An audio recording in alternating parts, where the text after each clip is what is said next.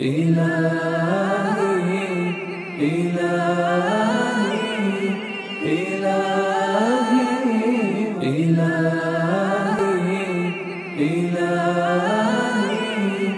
إلهي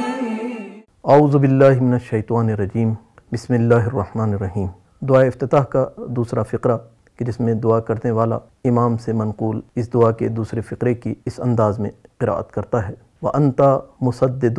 لِلصَّوَابِ بِمَنِّكَ، اے پروردگار تو نے اپنے احسان کے ذریعے سے مجھے خطا کی راہ سے دور رکھا۔ یہ فقرہ اپنے اندر بہت سارے معانی لیے ہوئے، بہت سارے معارف لیے ہوئے۔ اس فقرے کا ایک کلمہ مسدد جو سددہ سے نکلا ہے، جس کے معنی کہ پروردگار کی طرف سے توفیق کا حاصل ہونا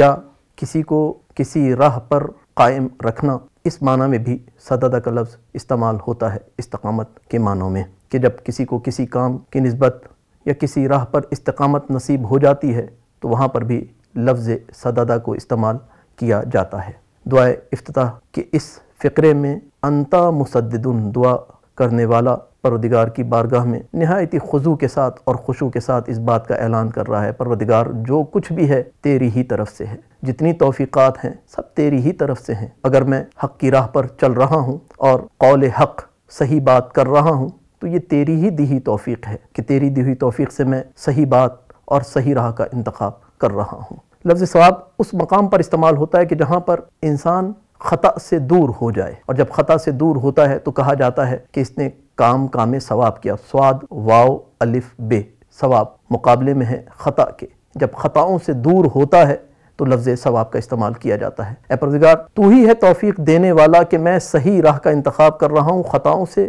دور ہوں۔ اور یہ خطا کبھی انسان کے قول میں ہوتی ہے اور کبھی انسان کے عمل میں ہوتی ہے۔ قول کی خطا یعنی زبان کی خطا سے بھی پروردگار محفوظ رکھتا ہے، اور عمل کی خطا سے بھی پروردگار ہی محفوظ رکھتا ہے۔ انسان اس بات پر جری نہ ہو جائے، کبھی اپنے دل میں خیال نہ رہے کہ میں تو بہت نیک ہوں، میں کبھی غیبت کی محفل میں نہیں بیٹھتا، میں کبھی جھوٹ نہیں بولتا۔ یہ جھوٹ نہیں بولتا اپنے اختیار کے ذریعے سے، تو جھوٹ نہیں بولتا، لیکن یہ توفیق خدا کی ہی دی ہوئی ہے۔ بس خطا کبھی قول میں ہوتی ہے کہ انسان کبھی جھوٹ کی محفل میں بیٹھ جاتا ہے، غیبت کی محفل میں بیٹھ جاتا ہے، غیبت کرتا ہے، یہ راہ خطا ہے۔ اور دعا افتتاح پڑھنے والا پروردگار سے اسی بات کی توفیق کو طلب کر رہا ہے، پروردگار تو میرے قول کو خطا سے محفوظ رکھ کہ میں جھوٹ کی محفل میں جھوٹ نہ بولوں، اپنے چھوٹے چھوٹے منافع کے لیے جھوٹ نہ بولوں۔ اور پھر جب یہ توفیق حاصل ہو جاتی ہے انسان کو کہ انسان اپنے قول میں راہ حق کا، صحیح راہ کا انتخاب کر سکے، تو اب اس کے لیے سچ بولنا مسئلہ نہیں ہوتا۔ اگرچہ یہ سچ بولنے سے اس کو وقتی نقصان ضرور ہوتا ہے، لیکن یہ وقتی نقصان ہوتا ہے تا ابد اور ازل کے لیے اس کو نفع ہی نفع نصیب ہوتا ہے۔ یہ غیبت کرنا وقتی طور پہ تو اس کو بہت لطف اور مزہ دیتا ہے، لیکن اگر غیبت کی محفل سے انسان اٹھ جائے تو یہ غیبت کی محفل سے اٹھ جانا پروردگار کی توفیق کے ذریعے سے مزید توفیقات لے کر آتا ہے۔ جب انسان اس خطا کی راہ کو چھوڑتا ہے تو پروردگار کی مزید توفیقات اس کو نصیب ہوتی ہیں۔ ایسا نہیں ہے کہ انسان کسی راہ باطل سے دور ہو، کسی قول غیر حق کو، باطل قول کو چھوڑے، ایسے قول سے دوری اختیار کرے جو خدا کو پسند نہیں ہے تو پروردگار اس کو مزید عطا نہ کرے۔ پروردگار کے فضل کا دروازہ کھل جاتا ہے، میرے بندے تو نے میری خاطر اپنی زبان کو جھوٹ سے محفوظ رکھا، تو نے میری خاطر اپنے کانوں کو غیبت سے محفوظ رکھا، تو نے میری خاطر اپنی زبان کو جھوٹ سے اور غیبت سے محفوظ رکھا، میں تیرے لیے اور فضل کے دروازے کھولوں گا، تجھے اور نیک راہوں کی طرف بلاؤں گا اور تجھے اور نیک راہوں پر چلاؤں گا۔ کبھی قول میں انسان خطا سے دور ہوتا ہے اور کبھی عمل میں انسان خطا سے دور ہوتا ہے، اور یہ خطا سے عمل میں دور ہونا، راہ حق کا انتخاب کرنا، یہ بھی بہت اہم ہے انسانی زندگی کے اندر کہ انسان کے قدم کس راہ پر چل رہے ہیں، کہ انسان اپنے اعضاء و جوارح سے کیا انجام دے رہا ہے۔ آیا وہ مسلح عبادت پر ہے، خدا کی عبادت کر رہا ہے؟ کیا وہ اپنے ہاتھوں سے اپنے برادر مومن کی مدد کر رہا ہے؟ کیا وہ اپنے قدموں سے چل کر کسی ایسے مقام کی طرف جا رہا ہے کہ جہاں پر اس کے برادر مومن کو اور اس کے اہل و عیال کو کچھ آسودگی نصیب ہو جائے؟ یہ راہ حق ہے، اور اس راہ کو انتخاب کرنا انسان کے لیے ضروری ہے۔ اے پروردگار تو ہی ہے کہ جو ان راہوں کی طرف مجھے لے کر جاتا ہے، اور انسان اگر راہ حق کا انتخاب کرتا ہے، چاہے قول میں چاہے عمل میں، پروردگار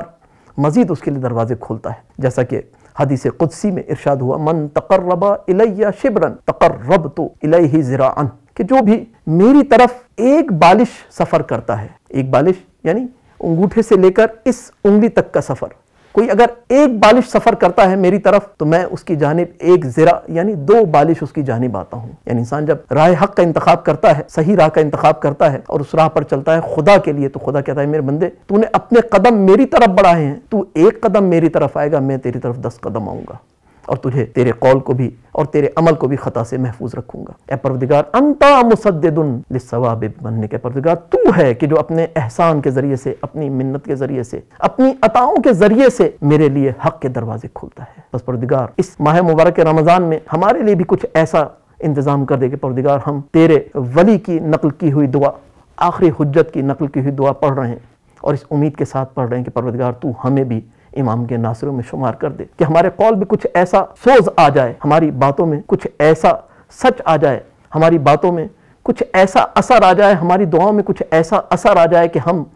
ہاتھ جب دعا کے لیے بلند کریں تو ہماری دعائیں تیری بارگاہ میں قبول ہوں. اور یہ دعاؤں میں سب سے پہلی دعا جو ہماری سب کی دعا ہے، وہ دعا یہ ہے کہ پروردگار تو اپنے ولی کے ظہور میں تعجیل فرما، ہمارے وقت کے امام کے ظہور میں تعجیل فرما. اور جب میرا قول حق بچ جائے تو میرے عمل میں بھی اس بات کو عیاں کر کے میں عمل کے میدان میں بھی حق کی راہ کا انتخاب کر سکوں اور اپنے وقت کے امام کا ناصر بن سکوں. والحمدللہ رب العالمین.